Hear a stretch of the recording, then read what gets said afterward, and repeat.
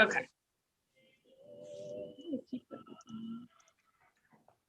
Okay. Going to get started. So the first thing on the agenda today is the audit. Our audit was released actually this week on Tuesday officially by the State Department or by the Auditor of State. Let me share my screen here.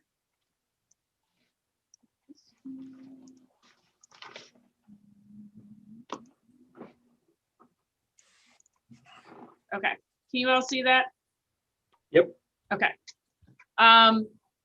So this year it's a little different in that we did a CAFR, and I may have mentioned that in this group before, which is a comprehensive annual financial report. So it's just a little more in-depth look at things. It gives kind of a written summary of accomplishments and history within the school district. It gives some statistical tables. It just kind of gives a more in-depth look at the finances in addition to what the actual audit shows.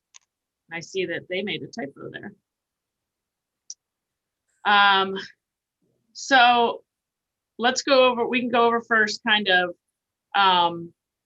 what comments were made. It was a good audit. It was a clean audit. So, but they did have a couple of just comments, suggestions, things, mostly procedural for us to kind of look at or fix. So this is just kind of the management letter. It goes over what their responsibilities were, what our responsibilities were, what things they were required to audit this year, and so forth. So let me get to here.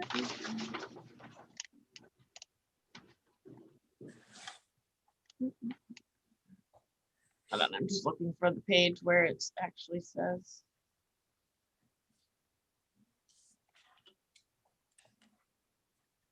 Hold on one second. Here we go. Maybe this is it. We'll go back after that.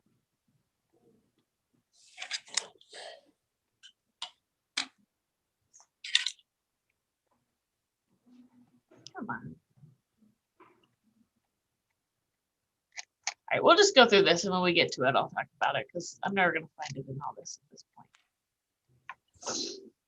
point. Okay, so this is part of just the overall, this is our for our federal grants. So it just kind of shows all the federal money that we receive here, our Title I, our special education, there's a bunch, our cafeteria money. It just kind of shows our receipts and expenditures for last year.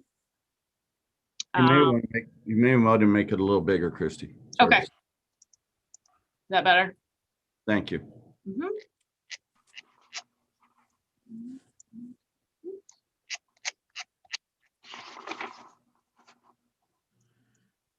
Next page, so you can see this. These were the results of the summary, unmodified financial statement opinion, no material weaknesses, no significant deficiencies, no material non-compliance. So everything was good. They are required to do kind of it's a separate audit within the audit for our federal grants because we received more than $750,000.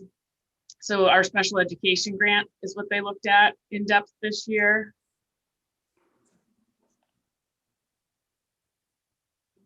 Okay, so this is the beginning of the CAFR, and it's really just one document now, that some of the statements from the auditor in here, along with the other new information that they've added.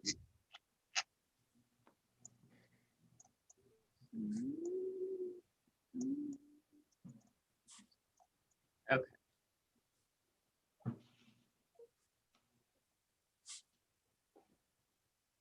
So this is just kind of everything that's in there on where you can find it. You can see it's like 150 pages.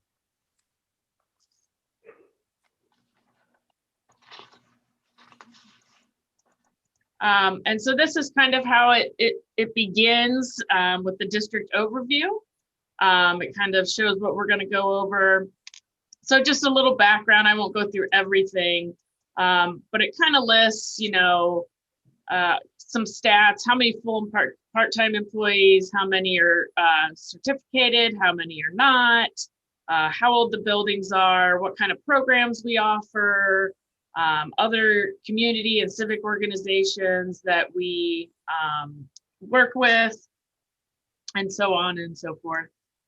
And then it just gives an overview of different organizations. These are each of our unions. It kind of talks about the recent negotiations, who they're associated with as far as representation. You can see our 3 different unions there.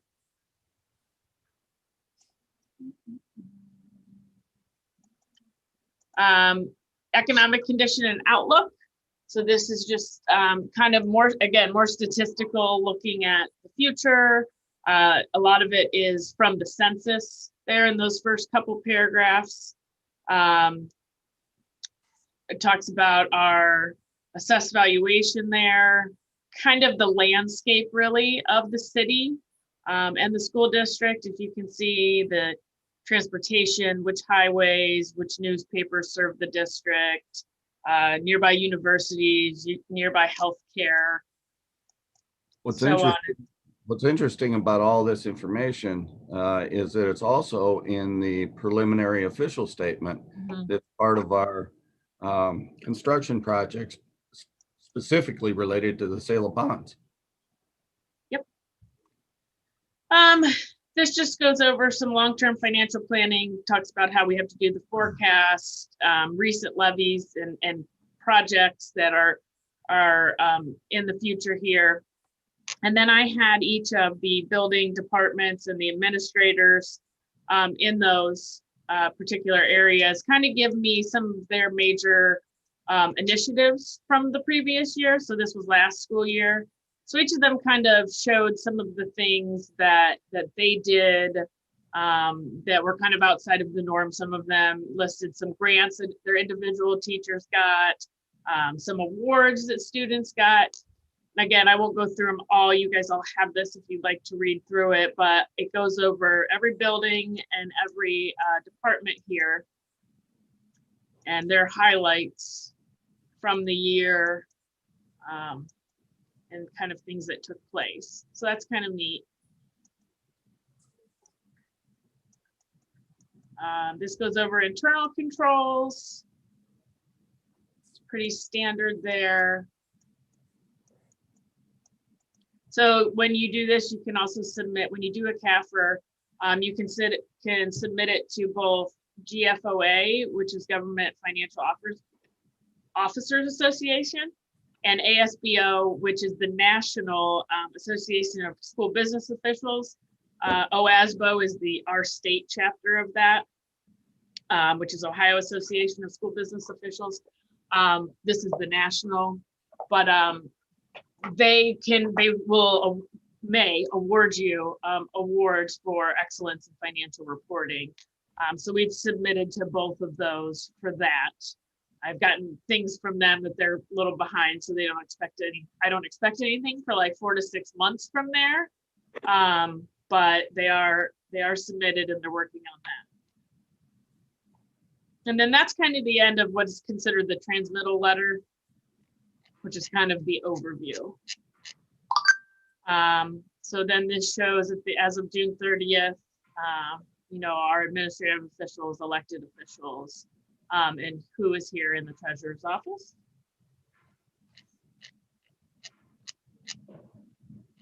And then although this is sideways, this is the organizational chart for the district. And then we go into the financial section.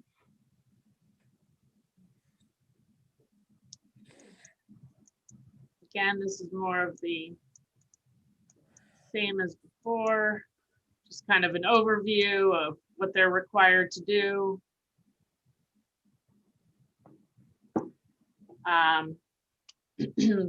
So this is kind of overall, this is just kind of the financial highlights of where we're at, what kind of position we're in, how much the general fund had total in revenues, expenditures, how much it increased. So that's kind of the basic overview.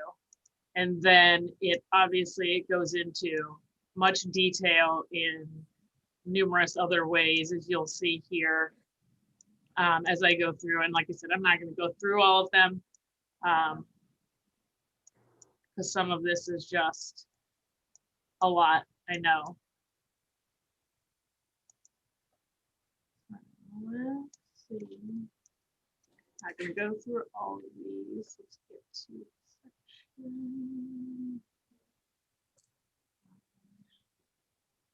So it just goes, it goes to our general fund and then bond retirement, and our capital assets, and all of that.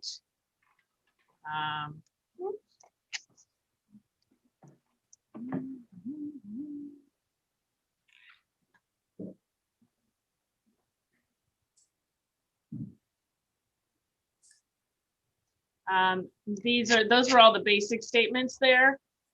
These are just kind of some notes that may go along with them to maybe explain some changes or major changes.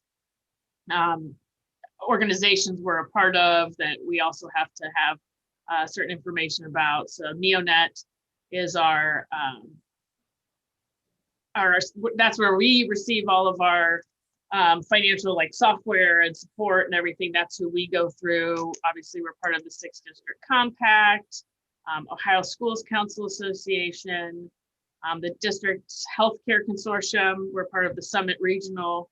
There are about 7 districts that are part of that. So we kind of manage that together as the treasurers.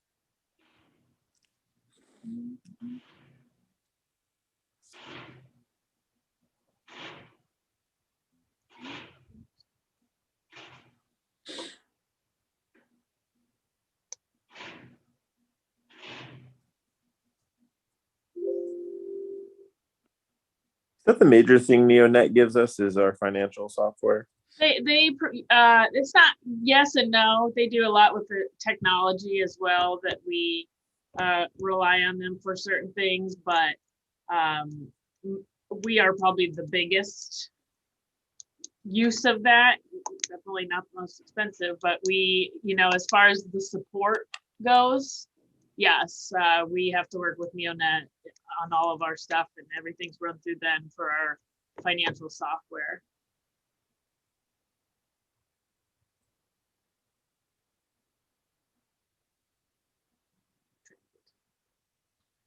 So there were some notes in there too about COVID and how that may have affected different portions of our finances. You can see there's a lot here.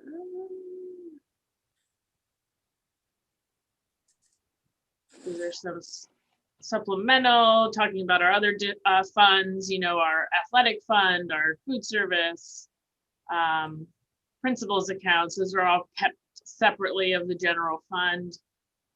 Just kind of goes through that.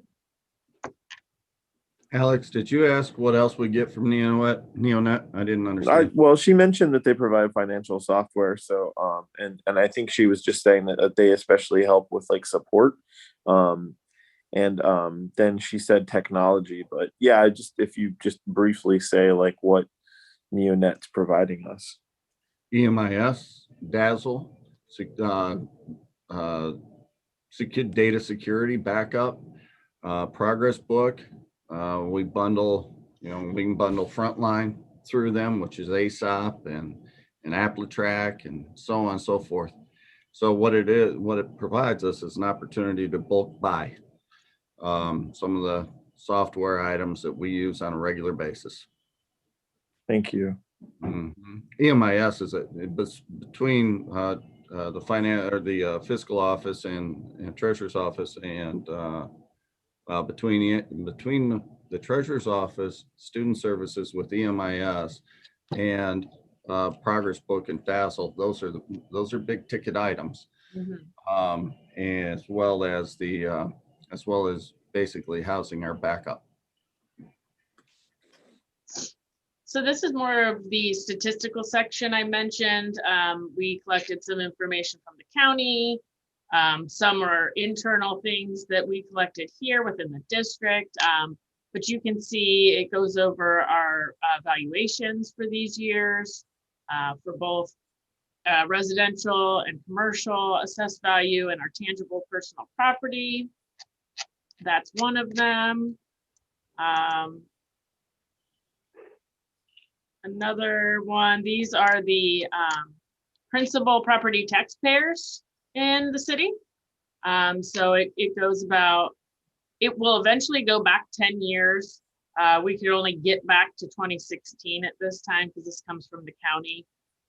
So we will keep probably this information down here, and then once we get to the 10-year mark, it'll change. But you can see the difference in that, even in that 4-year period with some of these businesses.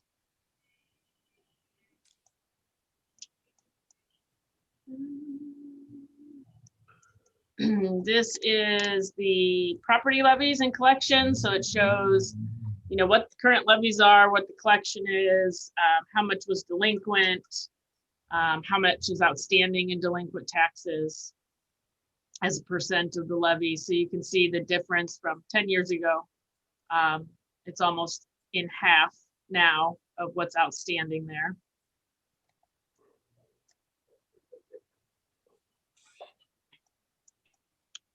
These were bonds. So this was the old bond.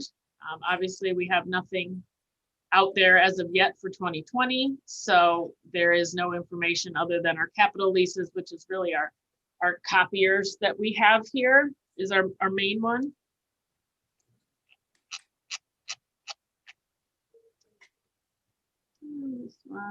This is just kind of comparing the assessed value to the our debt service.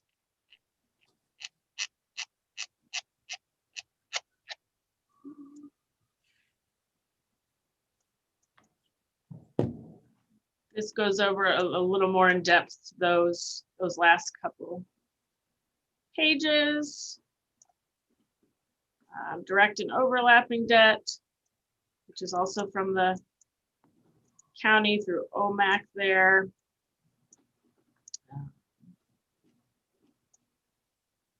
This is the demographic statistics for the last 10 years. So it shows what the population was, per capita income, personal income, the enrollment of the school district, and the unemployment rate for Summit County.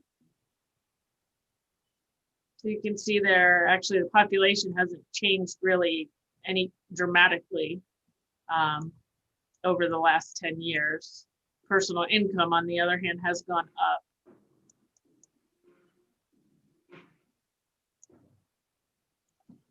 up. These are the principal employers with the district. Again, it's supposed to be 10 years before like this year, but we could only get back to 2018. We don't have this information. This comes from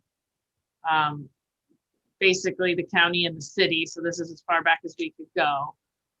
But you can kind of see the differences there between 18 and 2010.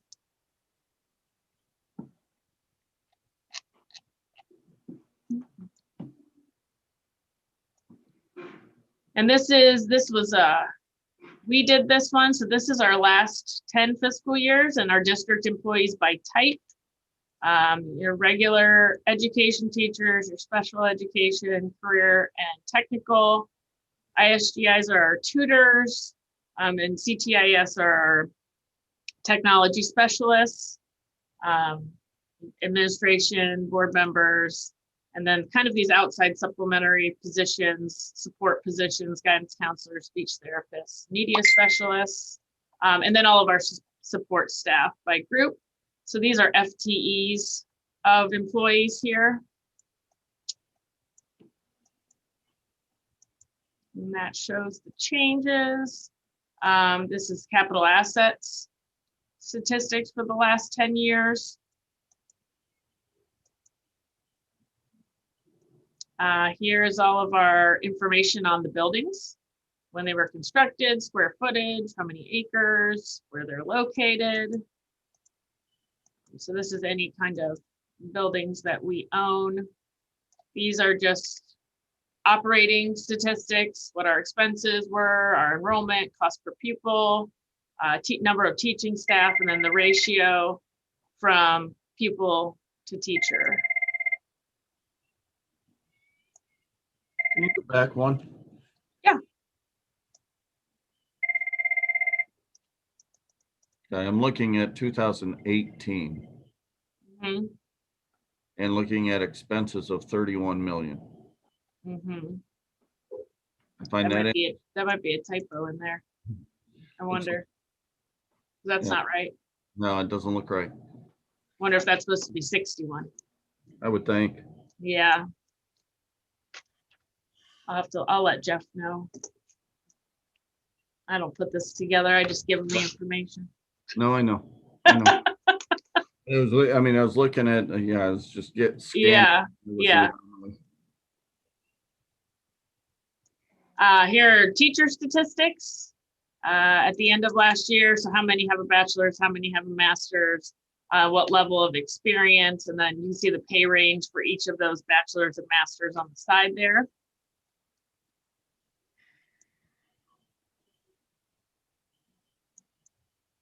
And Actually, so to show you that I wasn't sleeping.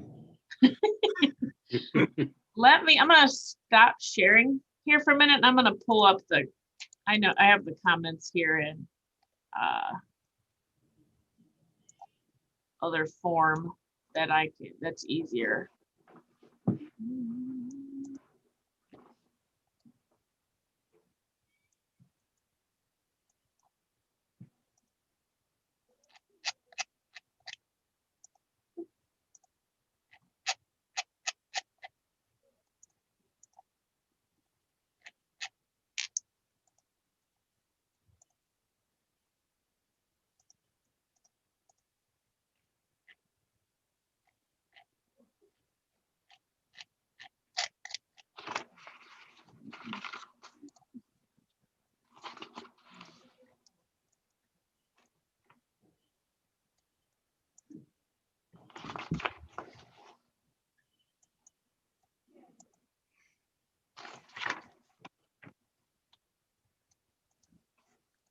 Okay. That's fully. So they give you, they can put things in the management letter, which is part of the audit, and they can put items they just give us as like a verbal comment, like something they noticed that they would like us to fix for next year. So this is what was in the management letter. I think there's only one item in the two in the no. Is that the recommendation? Yeah, so I think there's only this one. And really this actually doesn't have to do with us in particular, but we are the recipient of these funds, and then they go out to the auxiliary schools. So what this is saying is, so we are the fiduciary agent for the 4 non-publics that are part of the community. So Redeemer, St. Joe's, Chapel Hill, and IHM. So we get money through federal grants that we have to go, and they can have a part of that. And then they also get money from the state that we kind of handle for them. Their purchase orders run through us for those items and things. So when it comes to the federal grants, there are federal procurement rules that are necessary to go through when you're using those funds. So what happened here is many of those non-publics use the ESC or like a PSI for their speech therapists or their any other kind of psychologist, things like that they contract out. The procurement rules state that they have to receive 3 quotes in order to prove that they took the lowest actual, or have a reason why they didn't take the lowest actual. A lot of them stick with the same one because it's consistent for the children that they're serving each year. But they are still required to go out and keep those documents that they went out and they actually got quotes before the year began. So that's what happened is there was a couple of them that did not. They did not go through and get that. The Ohio ODE actually has a form. you can see that they use the Educational Service Center here in Summit County. And they determined it was the only, single source would be they're the only ones providing that service. The auditors disagreed without any other kind of quote or proposals that they received. But what the ODE does do is if the AESC is high performing, you can kind of submit and just, it's not really a waiver, but it qualifies for the procurement aspect of our audit with an ESC, and that's only with ESCs. So what they're asking is basically here just telling us that next year, which is this year, that they need to get those. They need to do their due diligence, and they need to have a paper trail of it to show the auditors that they did go through the proper procurement procedures. And then, as you can see down at the bottom, they suggested ODE has a request for approval for a non-competitive proposal when you're getting stuff from a high-performing ESC, which we have already submitted and it's been accepted on their behalf. So the ESC one is already taken care of. Another one uses PSI, which contracts out speech services or OT and PT. And they have been notified at the non-publics that they need to take care of that for this year. So it's not that they didn't get the 3 required quotes or whatever, it's that they didn't show evidence that they had. They did not get the 3 quotes because they viewed it as a single source provider, because they looked at it, they don't want to disrupt and have a new person in with that child or that group of children each year. They want to keep the consistency. So they keep using the same place, which is understandable. But they do it and would be acceptable even if that place wasn't the lower priced one. They wouldn't have to go with the lower priced one because they could use the justification that it would disrupt the student. However, they do have to go out and actually get those quotes in order to be compliant with that. So they're taking care of that this year. We've already had the ESC be accepted. So that one is okay. So that's not really a huge issue and has been taken care of. This one is not a huge issue either.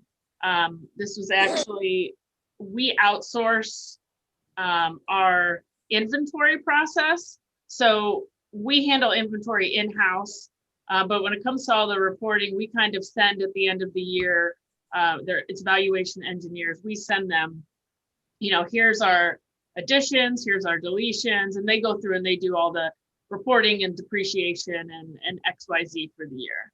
Well, when we demolished and we finished the demolition of Sill Middle School during last fiscal year, and we had sent it to them to remove it from the records. Well, they didn't remove it from their records. We removed it from our records internally and within our system. Valuation engineers did not. Again, it's not a huge thing. It's just something, it'll be taken off next year. They were actually scheduled to, I think she wrote it in here too. They were scheduled to come out and do a full revaluation of everything in the district because it's been a long time since they've been out here to actually do a physical inventory.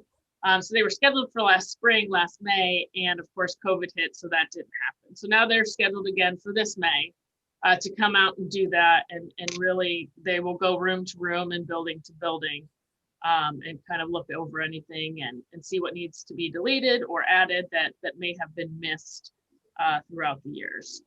So those were the 2 that were in the management letter that you'll see within the audit itself.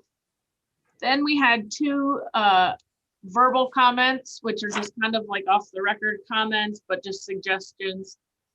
One, so when they run payroll, each period, they provide me with a sheet that gives me the overall total of what payroll was and kind of the breakdown. And it's called a BUD DIS report. That's what it's called in our system. And I sign off on it each time. So the way it's written in that report that prints out talks about the general fund amounts. Well, the auditors don't want just the general fund. They want the entire amount of the payroll is what they want me to sign off So we've already changed that since they've told us that. We've been putting the full amount and just kind of crossing out the part that says general and just putting the full amount of the payroll when I sign it. So that one has been taken care of. The other one, our healthcare consortium, previous to my time here, they had kept the money that they received from employees in a separate fund, so an 026, separate from the general fund. And so they kind of kept all that separate and they paid for it out of there.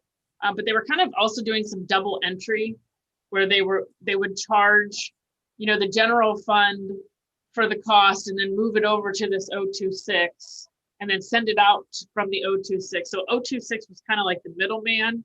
And the auditors determined we don't need to do that. You can just have it be part of the general fund. You charge it there, you expense out of there.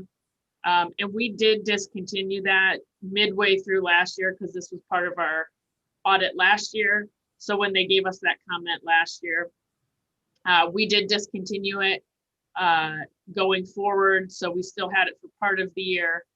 This year it's been eliminated. Everything just comes out of the general fund as it's supposed to instead of double counting receipts and expenditures like it was. So that was it. All the items have been taken care of. And it is out on the website, the state auditor, and it is also out on my section of the website right now as well. And I sent it to each of you so you would have a copy. Do you guys have any questions? I just want to say thanks, Christy, for making this all digestible. I mean, can understand with all the other stuff we have to read, getting a 150-page document with a lot of numbers in it. Yeah. For a guy with a degree in English. Not exactly my favorite email, but this is all really helpful. So thanks a lot.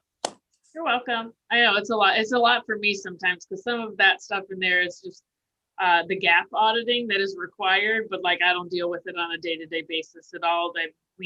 Julian and Group actually does all of our gap financial reporting for us. So I don't necessarily have anything to do with it. So sometimes when I'm looking through, I'm like, oh my, there's just there's a lot of different statements in there that are required.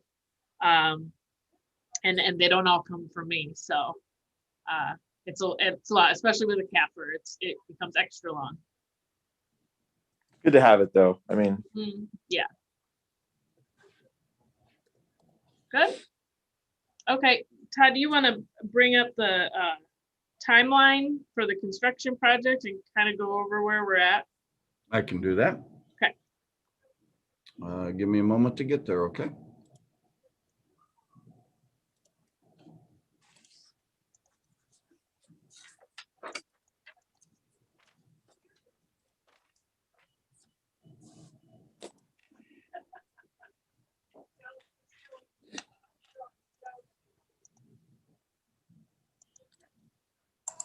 Okay, do I have share screen? Oh, hold on.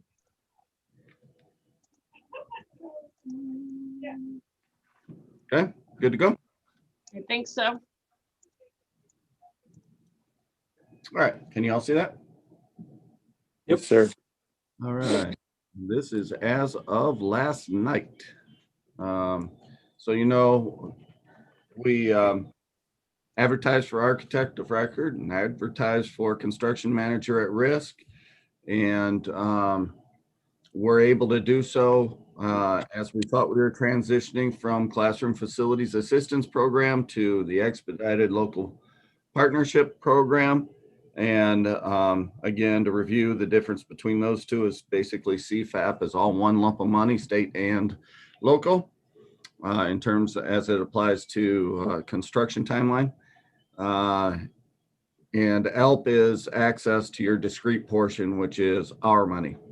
But then as we were going down the road trying to get to project agreement with OFCC, which essentially means release of funds and contracts with said architect and said construction manager and OFCC, because once OFCC gets involved, it's shared our money, their money, 63% ours, 37% theirs. It appeared that the state was then going to fund OFCC as part of the budget. And so we slowed the roll with regard to ELP, transition to ELP, and we stayed essentially in CFAP. Well, as part of that piece, there was there's a bit of time of consternation as to whether we were going to have to go out and advertise for a construction management team at risk again, and have that be a shared process with OFCC, even though we had already executed it at the local level.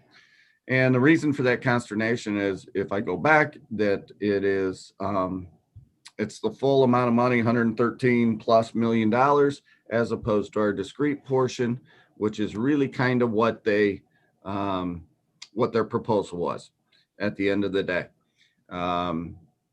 because we were still transitioning to ELP.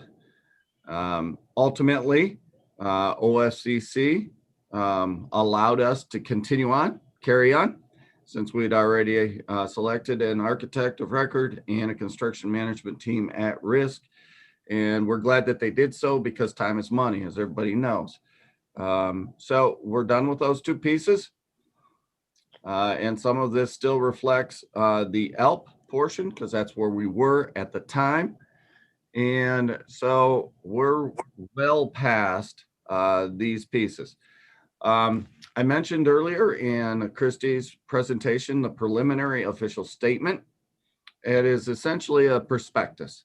And so it's, I guess, good timing, CAFR and POS, because much of the same information goes into both documents. And what the preliminary official statement will eventually do is be given to investors or potential investors, and be given to credit rating agencies. And so we are nearing the end of the preliminary official statement.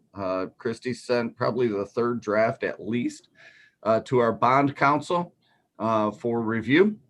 And once the bond counsel essentially approves the preliminary official statement, then it can be used for the potential sale of bonds. And the board Board of Education last night, adopted an authorizing resolution for the 2020 bonds. Well, that should say 2021 bonds. Let me change that real fast.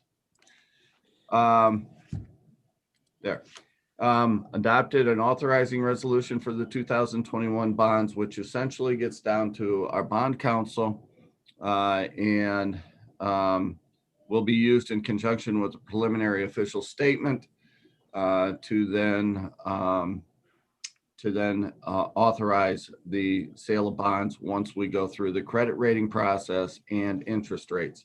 As you can see, once that's done, it moves pretty fast in terms of this part.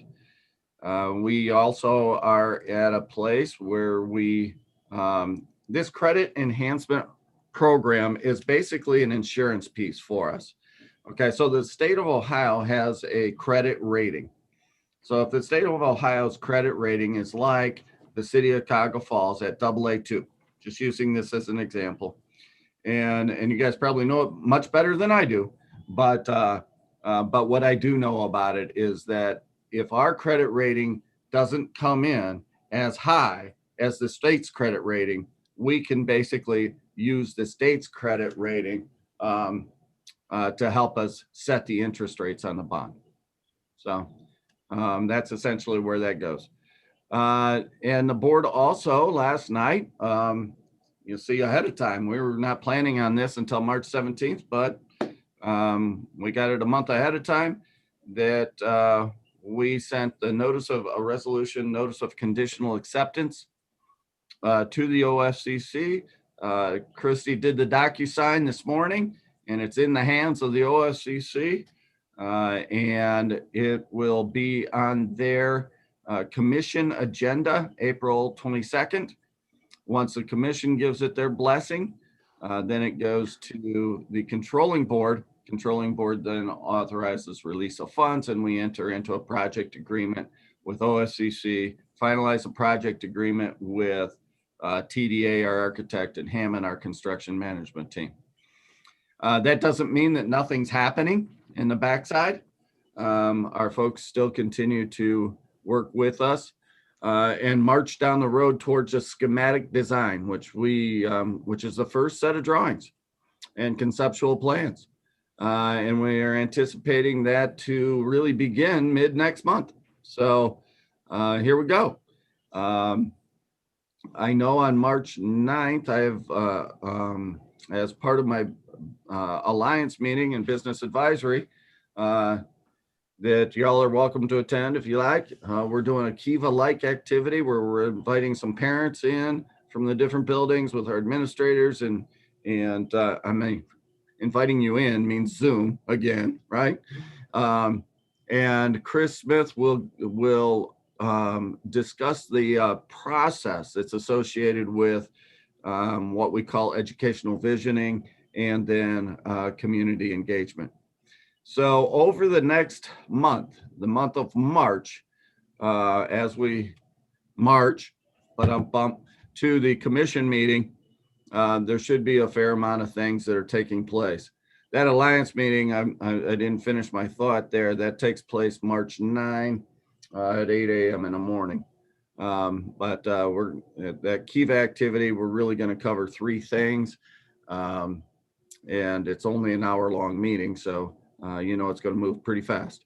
But Chris Smith will be joining us right at 8 o'clock. So that's where we are right now in the process. Are there any questions? Okay, well, good. Do you want to mention the part of the bond resolution last night was that we will sell in $5,000 increments, and so that will be available to community members if they so choose? I think you already did. Thank you very much. No, but yeah, that part of the resolution is they're going to be sold in what Christy said. To me, surprisingly affordable amounts of bonds. Maybe not, well, it's not like I can just write a check for it, but surprisingly affordable amounts. I thought that they were going to be much higher than that, much more corporate than that. Although I do anticipate a lot of corporate entities buying up a lot of bonds. Westfield Bank will probably buy, oh, I don't know, 100,000 of them or something. I don't know, 100 of them for $500,000. Minimum. What's that? Minimum. Minimum. So yeah, so that's where we are. You can see the controlling board meeting here. This is where our rating will take place. That's what we're anticipating right now. All of this schedule, we're gonna do an article in Roar, probably not this weekend, next weekend, article in Roar that highlights the timeline in lay speech, hopefully. But what I have to say about this is it's all subject to change. I mean, we've already adjusted it a number of times. It'll continue to be adjusted. Like I said, this March 17th date turned into February 17th, and I'll move it up top. So that's the one thing that if it's out and about in the community, let them know that it's just not in stone. It's a fluid document.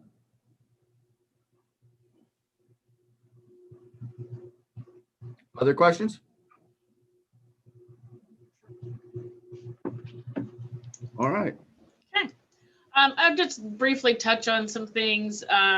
We said, where do we stand and how has COVID affected us? In Roar last week, we kind of detailed how we spent our first round of COVID funds that we received from different entities. We received some from Summit County, some from the federal government, some from the state government. we are looking at, in this second round, we will receive about 2.2 million in those funds, our ESSER funds, ESSER 2 is what they're called now, that we will be able to use through September of 2023 for, you know, the reasons that they list that we are able to use those for, mostly COVID related, obviously. So that's where we are with that. We haven't gotten that money yet, but we've kind of started brainstorming on where we can go and what we can do with that over the next couple of years. Where we're at, and I'm going to kind of send you the recap of January, either today or tomorrow with the financial statements like I did last month. But you can see from there, we're still in a good position. We were at the end of January in the general fund, we were up about $5 million from where we were at this time last year. So that is good. We are still projecting to come out and increase our cash balance at the end of this year, and hopefully get up to around that 25% cash balance. So that's good. I'll go into more detail when I send it out, and you'll be able to see the different reports, but we're in a pretty good spot right now. I know the topic of conversation, I gave a presentation on it last night, is the property tax and the increases to the values in Cuyahoga Falls. Overall, we received a 13.76% increase in property valuation. I kind of went into detail last night, and I'll send it to you guys as well. That doesn't really mean extra money for us, unfortunately. It's one pie, and it's just how it gets sliced between the taxpayers. Once we pass a levy, we really can't bring in any more money than it was originally passed for. So I'll send it to you. It goes into detail about all of that, but I know that's been a question out there among people since they've gotten their tax bills, that, you know, we should be getting more money and this huge increase, or they're paying more money and they don't understand. But like I said, the pie is the pie, and how it gets split, it just changes based on each individual's increase and or decrease in their home value. So that is also out on our section of the website. So if anybody asks, the presentation is out there. I also have a link on my section of the website that takes you to Summit County Auditor's webpage. And it's a little section that says, where do my tax dollars go? You can put in your own address, your own property, and it'll take you, it'll show you the breakdown for everything, not just school related, but anything you pay property taxes for. So it's a helpful link, but those are out there in case anyone wants to utilize that. Does anybody have anything else? Just a quick question on COVID. How are we coming along as far as vaccinations are concerned for the teachers? Are we still hybrid, or are we back to 5 days a week? We are hybrid. We executed a first round of vaccinations Saturday. We actually had not only our entity, but we hosted them here at the high school. We not only had our entity, but we had 20 other entities in the area, and issued about 1,600 vaccinations. The second round will likely be mid-March. I have a tentative date that's not ready for publication yet. And part of the reason it's not ready for publication is, as you hear in the news, it's about available doses and what you might receive and so on and so forth. Anyone in our organization that was not available for Saturday will get their first round during the second round. And then those individuals will have to follow up with Discount Drug Mart approximately 28 days from that on a second vaccination. So in my weekly phone call with my colleagues in Summit County and with Summit County Public Health, we discussed some of the new CDC guidelines and discussed the time that it takes for the vaccination, the second vaccination, to go fully into effect. And that's usually that's a 2-week time frame. So once the second vaccination has been issued, 2 weeks thereafter, we'll be in discussion, well, up to that point, but certainly that would be a target date to start bringing people back. Okay. Bring kids back. That's what we're thinking right now. Okay. Yeah, I just saw in the board meeting notes how the food service budget had suffered, and basically getting back to full. I guess it's getting back to 5 days. That'll provide us some relief. I was just kind of curious how that plays into it.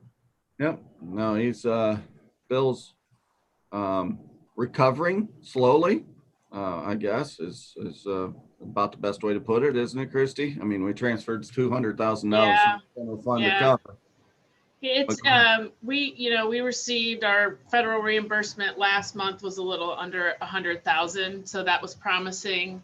That was back into the hybrid. And it was really in the hybrid for not that long of a period of time in January there.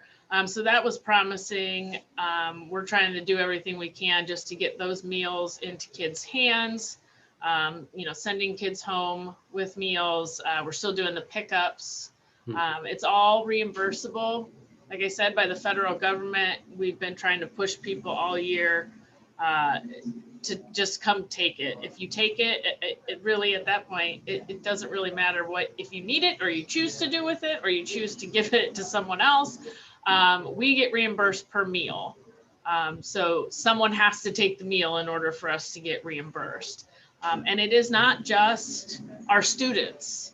It is anyone, really. It is any child, even ones that are not school aged. So that is available. We get reimbursed for all those. So that would definitely help out our food service budget. It's not taking away from any other child. A lot of people think that, well, I don't really need it. So, I want it to go to someone else. It's not taking away from anybody else.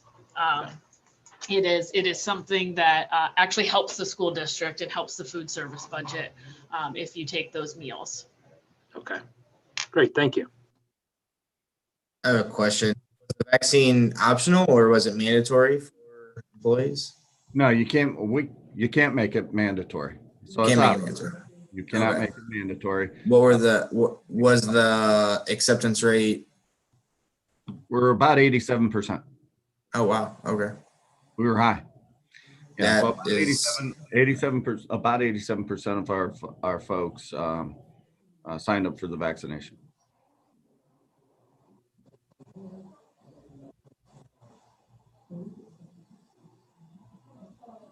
The 13% that didn't sign up, they still will, be on staff, and there's no concern of spread between the teachers and those 13% and the students. Well, you asked a couple of questions there. On staff, yes, because there is no other option. You can't force anybody to take a vaccination. So then, is there additional concern? Well, the thought, I think there would be for those individuals, but with 87% of our folks being vaccinated, and hopefully it does have the success rate that they're advertising, 94%, I think the impact would be much more minimal. So could they get it? Yes, absolutely. I mean, with the different mutations in the strands, there's no real guarantee that it doesn't transform itself into something that is not covered by the vaccination. Sure. So we're dealing with that as well. The good news is there is no flu. On the flip side, we'd be dealing with a lot of flu at this time of year. And I remember right about this time of year last year, I almost had to close Preston Elementary simply because of influenza outbreak. Wow. And the number of students, number of staff that were out. So on the flip side, there is zero influenza right now. So yeah, is there concern? But yes, of course, always going to be. But I think with the amount of folks that are vaccinated, we'll be in better shape. Good, good. Just hoping that once we get back to full time, there's nothing that sets us back again, I guess is what I'm getting to. Absolutely. Yeah, and Dr. Hall will concur that it's been the transitions that have been the biggest pain in the rear end. Oh, I imagine. Yeah, I'm not only a board member, but a parent of twin kindergartners. So I've been there. Yep. Anybody have anything else? Okay, I think let me just double check the actual date. Our next meeting is in May on the 13th at 9 a.m. So we'll go over the 5-year forecast is due that month. So that will be what we go over during that meeting, and obviously any other construction updates or whatever new pops up between now and then. Maybe we'll have a little more clarity with the state budget, the new biennium budget at that point, getting a little closer to that deadline for that at that point. So look at that. Thank you all. Thank you. Thank you. Cheers, Take care. guys.